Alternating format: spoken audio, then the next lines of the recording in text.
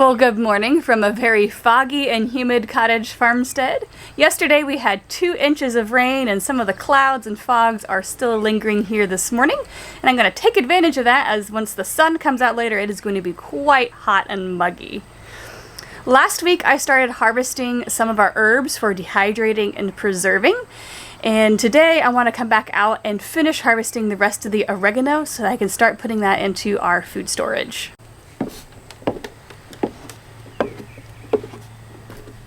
So before we moved out of our old house, we potted up a few of the herbs that were in our herb garden with the intention of transplanting them here to our new homestead. We did that last spring, and to enable them to develop their root systems nice and deep, we didn't harvest these super heavy last year. We wanted them to get established without a whole lot of stress on them.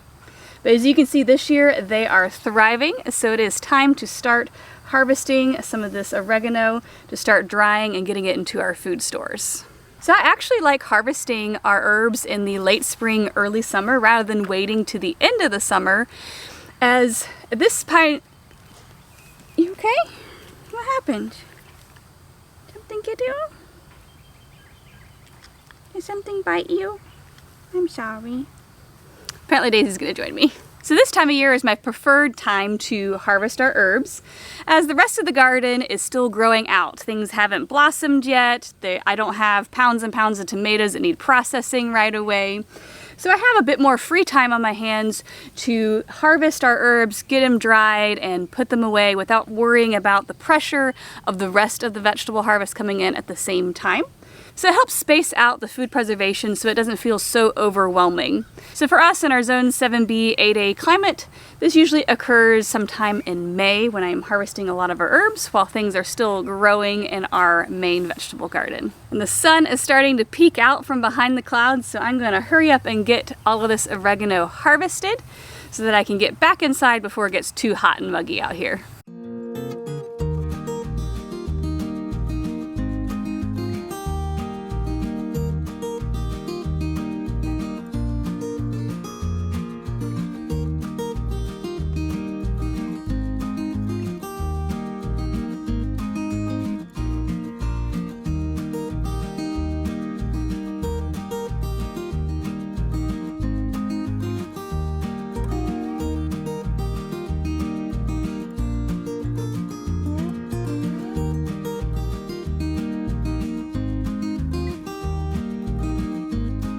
So as you can see, my 2 oregano plants here from last year have a fairly even haircut all the way across.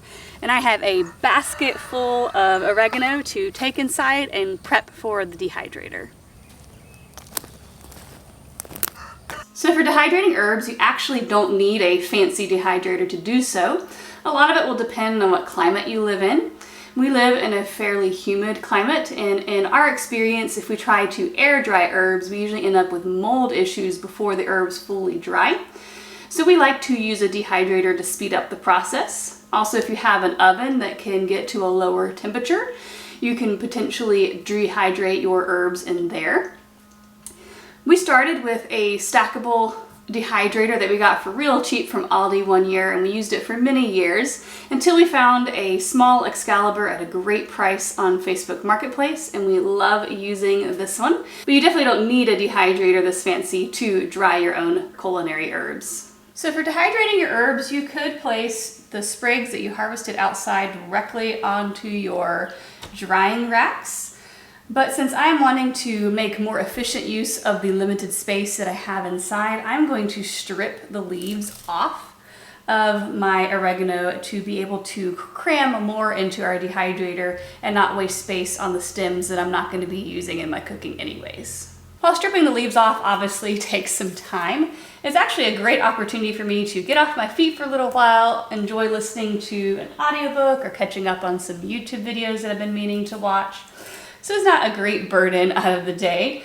I'm able to multitask and enjoy other content while I work on our own homestead. I'm going to get set up with an audiobook here and start stripping the rest of the leaves off and fill up these racks so that I can get the dehydrator loaded.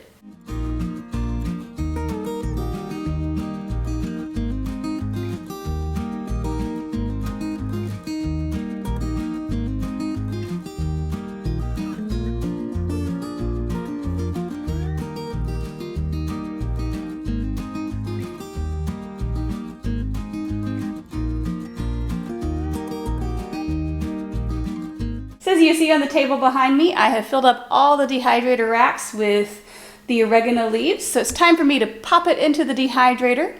I'm gonna set it on the lowest setting, which for my dehydrator is 105 degrees, and allow it to dry probably overnight at this point. And tomorrow morning, I will be putting it into jars to put into our long-term food storage.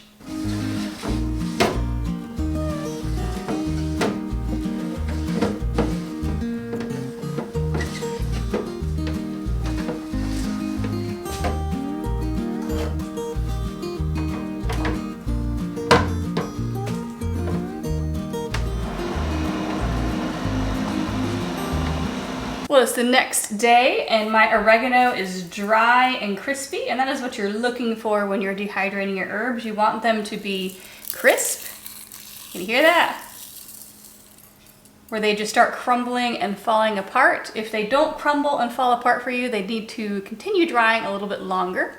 If they don't crumble and crunch, it means there's still a little bit of moisture left in the herbs, and if you jar them up that way, you could potentially have mold growing in there with your herbs and it would ruin your entire jar.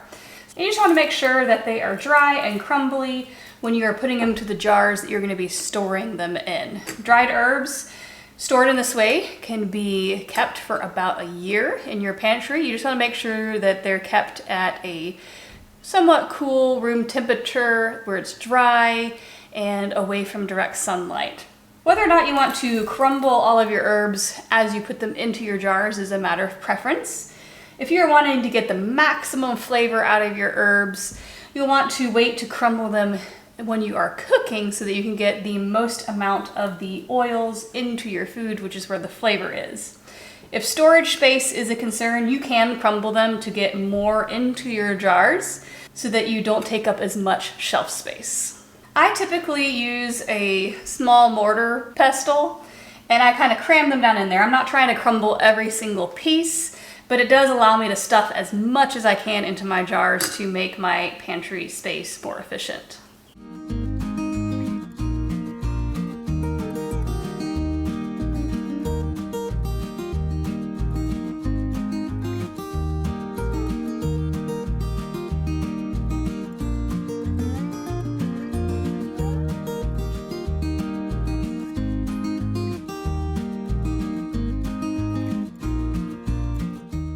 Well, I hope this video showing how to dehydrate your herbs start to finish was helpful and showed you how simple and easy it is to preserve your own herbs right at home.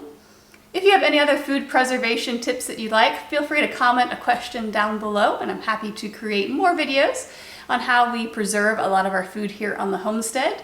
And with that, I'll catch you next week.